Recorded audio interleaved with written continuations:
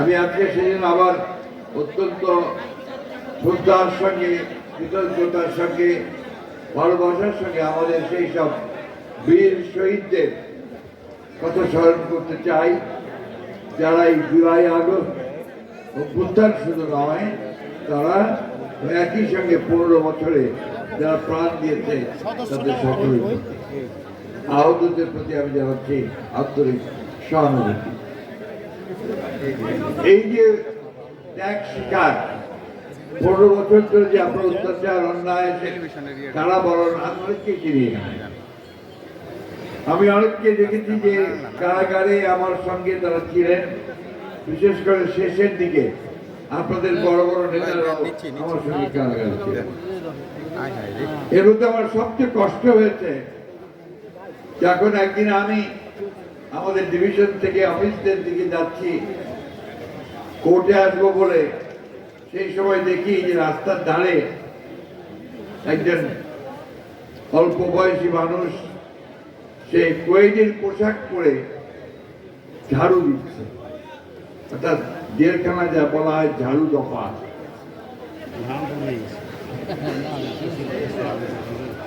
এখানে সে আছে, তো তার নাম হচ্ছে বোরহান। তো সে একা নয়, এরকম অনেকেই আছে যারা সেই দিন কারাগারে থেকেছেন এবং সাজাপ্রাপ্ত হয়ে কোয়েলির পোশাক পরে আমি অনেককে চিনি এখানে, যারা সেদিন কারাগারে বরণ করেছে।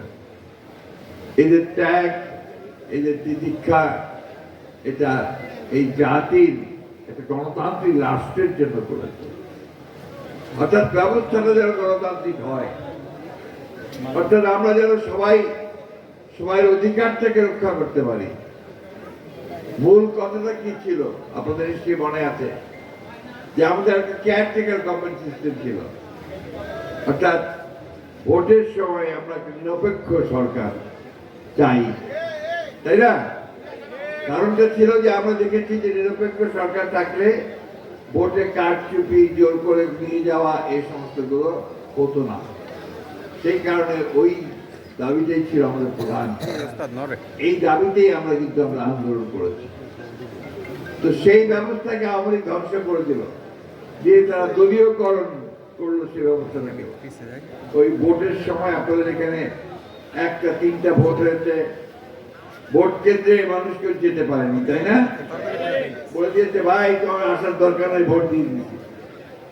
মেয়র ইলেকশনের সময় আমি দেখছি একই অবস্থা চলেছে, তাই না? তো ভোট কেন্দ্রে আপনারা যেতে পারেননি, ভোট দিতে পারেননি। আমরা সেই ভোটের ব্যবস্থাটাকে ফিরিয়ে চেয়েছি যে আমার ভোট আমি দেবো, যাকে খুশি তাকে দেব। সেই সঙ্গে আমরা আইনের শাসন চেয়েছি। আওয়ামী লীগ ক্ষমতায় থেকে তারা যেটা বলতো সেটাই হয়ে যেত আইন। আমাদের সেটাই বিশ্বাস করি না। আমরা বিশ্বাস করি আমাদের সংবিধানে যা আছে, আইনের মধ্যে যা আছে, নিয়মকানুন যা আছে, সেই সবগুলো মিলিয়েই একটা রাষ্ট্র চলবে। রাষ্ট্র চলবে নিয়মিত, সেখানে ন্যায় বিচার থাকবে, মানুষের মর্যাদাবোধ থাকবে, মূল্যবোধ থাকবে। একজন মানুষ আরেকজন মানুষের সম্মান করবে, তার সম্পত্তির নিরাপত্তা বিধান করতে হবে, জীবনের নিরাপত্তা বিধান করতে হবে। আওয়ামী লীগ কি করেছে? আওয়ামী লীগ ক্ষমতায় এসে সব কিছু দখল করে নিয়েছে, তাই না? আপনাদের এই এলাকায় আমার 4 নম্বর সেক্টরে থাকতাম, ওখানে তুষার নামে এক ছেলে, সে ডিশের ব্যবসা করত। আমার কেবলের কানেকশন সেই দিয়েছিল। সেই আপনার নতুন এমপি ইলেকশন হলো, আপনাদের বাই ইলেকশন, সেইখানে হওয়ার পরে একদিন সে আমার বাসায় এসছে। এসে আমি বললাম কি খবর, তোর ব্যবসা কেমন চলছে? ব্যবসা তো আমার নাই। বলি কেন? যে আমার ব্যবসা তো আওয়ামী লীগের এমপি আমাকে ডেকে নিয়ে বলেছে অনেকদিন ব্যবসা করেছে, এখন ব্যবসা করবো আমরা, এবং আওয়ামী লীগের লোককে দিয়ে দিয়েছে। এই ঘটনার বিরুদ্ধে, এইসব ব্যবস্থার বিরুদ্ধে আমাদের সংগ্রাম। আমরা যদি আবার ওইটা হয়ে যাই, তাহলে কিন্তু আপনি আওয়ামী লীগ হয়ে গেলেন। অর্থাৎ কোনো কিছু জোর করে, দখল করে, চাঁদাবাজি করে আমরা যেন মানুষের অধিকারকে হরণ না করি, আইন যেন নিজের হাতে তুলে না নেই, এই কথাটা আমাদেরকে সবসময় মনে রাখতে হবে। আমাদের ভারপ্রাপ্ত চেয়ারম্যান সব সময় একটা কথা বলছেন, বারবার করে বলছেন যে আপনারা কখনো নিয়ম ভঙ্গ করবেন না, আইন ভঙ্গ করবেন না, অন্যের উপর অন্যায় অত্যাচার করবেন না। আপনাকে যে জনগণ ভোট দেবে, কি দেখে দেবে? আপনি ওকে ধমকাবেন, ওর ব্যবসা নিয়ে নেবেন, বাড়ি নিয়ে নেবেন, ওকে আপনাকে ভোট দেবে? দেবে না। ওই জায়গায় তার সঙ্গে আপনাকে ভালোবাসা তৈরি করতে হবে, উইনোভার করতে হবে, তাকে ভালোবেসে তার কাছ থেকে ভোটটাকে দিতে হবে, তাই না? সুতরাং এই বিষয়গুলো কিন্তু আপনার পার হয়ে আজকে এই জায়গায় আমরা এসেছি, ওই জায়গাটা তৈরি করার জন্য। আমি আমার বক্তব্যের শুরুতেই আন্তরিকভাবে ধন্যবাদ ও কৃতজ্ঞতা জানাতে চাই আমাদের ভারপ্রাপ্ত চেয়ারম্যান জনাব তারেক রহমানকে, এই জন্যে যে তিনি এই বিগত বছরগুলোতে আমাদের নেতৃত্ব দিয়েছেন আন্দোলন সংগ্রামে। আর যখন ফ্যাসিস্ট হাসিনা পালিয়ে গেছে, তারপরেও তিনি যে চিন্তাটা শুরু করেছেন সেটা হচ্ছে কি করে রাষ্ট্রকে পুনর্গঠন করা যায়। ঘর ভেঙে গেছে, এখন কি করে নতুন ঘর তৈরি করতে হবে এবং সেই ঘরটা যেন সুন্দর ঘর হয়, এই কথাই তিনি চিন্তা করছেন। এবং তারই ধারাবাহিকতা আমরা দেখলাম যে নির্বাচনের তারিখ সময় নিয়ে যখন আমাদের মধ্যে বিতর্ক চলছে, সরকার এবং রাজনৈতিক দলগুলোর মধ্যে দূরত্ব সৃষ্টি হচ্ছে, সেই সময় তিনি প্রধান উপদেষ্টা, মাননীয় প্রধান উপদেষ্টা ডক্টর প্রফেসর ইউনূস সাহেবের আমন্ত্রণে লন্ডনে তার সঙ্গে বৈঠকে বসে। এটা একটা বিরল ঘটনা। আমি সেদিনই বলেছিলাম এটা একটা ঐতিহাসিক ঘটনা। তারেক সাহেব সেই আহ্বানের সাড়া দিয়ে তারা গত 13 তারিখে যে সভা করেছেন এবং সেই সভার মধ্য দিয়ে দেখেন তার বিচক্ষণতা কতটা বৃদ্ধি পেয়েছে। যে আমরা বলেছিলাম ডিসেম্বরের মধ্যে নির্বাচনে যেতে হবে, তাই না? আর ইউনূস সাহেব বলেছিলেন তিনি এপ্রিলে ইলেকশন দেবেন, তাই না? তিনি আলোচনার মধ্যে গিয়ে ওই ডিসেম্বরে থাকেননি, তিনি কিন্তু ফেব্রুয়ারিতে চলে গেছেন এবং ইউনূস সাহেব পিছিয়ে তিনি ফেব্রুয়ারিতে এসেছেন। একেই বলে রাষ্ট্রনায়কোচিত নেতা। রাষ্ট্রের নায়ক জনগণের শক্তির কথা চিন্তা করে, কোন বিভেদ বিভাজনে না গিয়ে, কোন সংঘর্ষে না গিয়ে এই দুই নেতা আমাদেরকে একটা শান্তিপূর্ণভাবে নির্বাচনের সুযোগ করে দিয়েছেন, তাই না ভাই? আমরা কিনা পছন্দ করছি না অপছন্দ করছি? জোরে বলেন, পছন্দ করছেন? তারেক রহমান সাহেবকে একটা ধন্যবাদ দেন জোরে হাততালি দিয়ে। সেই সঙ্গে ইউনূস সাহেবকে একটা হাততালি দিয়ে ধন্যবাদ দেন। অনেকের পছন্দ হয় না, অনেকের পছন্দ হয় নাই, কারণ নির্বাচন হলেই তাদের বিপদ। এখন নির্বাচন নাই, সুতরাং তাদের অনেক গুরুত্ব আছে। যে নির্বাচন হয়ে যাবে তত জনগণের যারা ভালোবাসার দল তারাই তো ক্ষমতায় আসবে, তাই না? তো তখন তাদের গুরুত্ব কতটুকু থাকবে কি থাকবে না তখন নির্ধারিত হবে। যে কারণে ওরা নারাজ হয়েছে এবং নারাজ হয়ে গতকালকে একটা বৈঠকে হাজির হয় না। বন্ধুগণ, আমরা আমাদের দলের প্রতিষ্ঠাতা শহীদ প্রেসিডেন্ট জিয়াউর রহমান তার কাছে একটা জিনিসই শিখেছি, সেটা হচ্ছে ব্যক্তির চেয়ে দল বড়, দলের চেয়ে দেশ বড়। আমাদের নেত্রী দেশনেত্রী বেগম খালেদা জিয়া আমাদেরকে ওই একই শিক্ষা দিয়েছে। এখন আমাদের তরুণ নেতা যিনি আমাদের স্বপ্ন দেখিয়েছেন, সফল হয়েছেন এই ফ্যাসিস্ট হাসিনাকে সরাতে, তিনি এখন আমাদেরকে স্বপ্ন দেখাচ্ছেন যে সম্পূর্ণ নতুন স্ট্রাকচারে একটা নতুন বাংলাদেশ আমরা তৈরি করব, ঠিক না? এই স্বপ্নটা মাথায় রাখতে হবে যে আমরা একটা নতুন বাংলাদেশ চাই, পরিবর্তন চাই। ওই আওয়ামী লীগের আগের মতো দুঃশাসন চাই না। আমরা ওই বিচার ব্যবস্থা চাই না যে যেখানে বেআইনি ভাবে বিএনপির লোকদেরকে সকলকে কারাগারে দেওয়া হবে। 13 মাস, 14 মাস, 26 মাস, আমার এখানে অনেক ভাই বসে আছে যাদের সাজা হয়েছিল।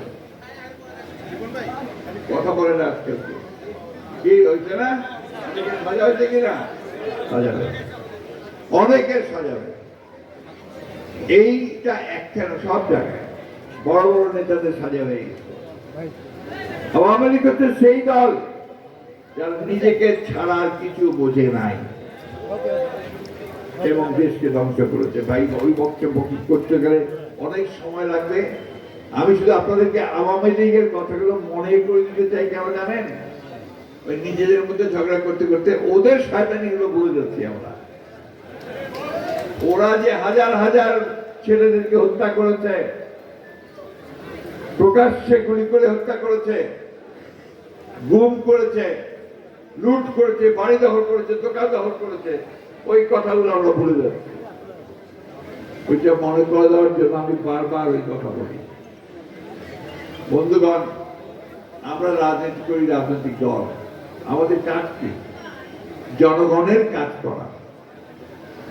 আমাদের কাজ কি? জনগণ যেন শান্তিতে থাকে, জনগণ যেন শিক্ষা ব্যবস্থা পায়, তার ছেলেমেয়েরা যেন লেখাপড়া করতে পারে, স্বাস্থ্য ব্যবস্থা অসুখ করে যেন চিকিৎসা পায়, পাশ করে বেরোলে যেন চাকরি পায়, একটা উন্নত জীবন যাপন করতে পারে। সেটাই তো আমাদের লক্ষ্য, তাই না? সেজন্যই আমরা কাজ করছি। আজকে সেইটা করার জন্যই আমাদের ভারপ্রাপ্ত চেয়ারম্যান 31 দফা দিয়েছেন। এখানে আমাদের অনেক নেতারা 31 দফা পড়েছে, কিন্তু আপনারা কতজন 31 দফা ঠিক করে পড়েছেন, বুঝেছেন, এটা আরো দেখতে হবে। প্রত্যেকটি দফাতে দেখবেন যে নতুন একটা স্বপ্ন এবং গণতন্ত্রকে প্রতিষ্ঠা করবার বিষয়গুলো সুপ্রতিষ্ঠিত। আমাদের চেয়ারম্যান সাহেব বলছেন আমাদের প্রধান কাজ কি, যে আমাদের যে বেকার মানুষ আছে, বেকার ছেলেরা আছে, তাদেরকে আমাদেরকে চাকুরি বা কর্মসংস্থানের ব্যবস্থা করে দিতে হবে, তাই না? এবং তিনি ঘোষণা করেছেন যে তিনি 1 কোটি মানুষের চাকরির ব্যবস্থা করবেন, কর্মসংস্থানের ব্যবস্থা করবেন। সব মিলিয়ে আমাদেরকে একটা সত্যিকার অর্থে একটা নতুন সূর্য যে উঠেছে, সেটার আলোটাকে সকলকে গ্রহণ করতে হবে। সেই আলোটাকে গ্রহণ করে আমাদেরকে পুরো দেশকে আলোকিত করতে হবে। একটা কথা আমি খুব ভালো বলেছে, এখানে আমাদের এখানে মহিলার সংখ্যা খুব কম দেখতে পাবো। এখানে না, দেশের বেশিরভাগ জায়গাতে দেখি মহিলাদের সংখ্যা কম রাজনীতিতে। এটা বাড়াতে হবে। আমাদের দেশে জনসংখ্যার শতকরা 50% বেশি মহিলা, ঠিক না? আমাদের মেয়েরা এখন লেখাপড়া ছেলেদের চেয়ে গিয়ে, দেখেন এসএসসি পরীক্ষা, এইচএসসি পরীক্ষা সংখ্যা তাদের বেশি, রেজাল্টও দেখবেন আপনার ছেলেদের চেয়ে তাদের অনেক ভালো হচ্ছে, তাই না? তাদেরকে তো আমাদের সামনে নিয়ে আসতে হবে। এখানে আপনারা সবাই বলেছেন আমরা আওয়ামী লীগকে নিব না, আমিও বলি আওয়ামী লীগ আমরা নেব না, আমরা খারাপ লোককে নিতে চাই না, কিন্তু আমরা ভালো মানুষ যে নতুন ভাবে রাজনীতি করতে চায় তার কথা অবশ্যই আমরা চিন্তা করি।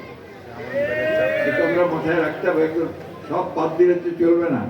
আমি একাই সবকিছু করতে পারবো না, আমাকে নতুন মানুষের চিন্তা করতে হবে যারা কিছু দিতে পারে। আর আরেকটা কথা খুব জোর দিয়ে বলি, আমরা কিন্তু বুড়ো হয়ে গেছি।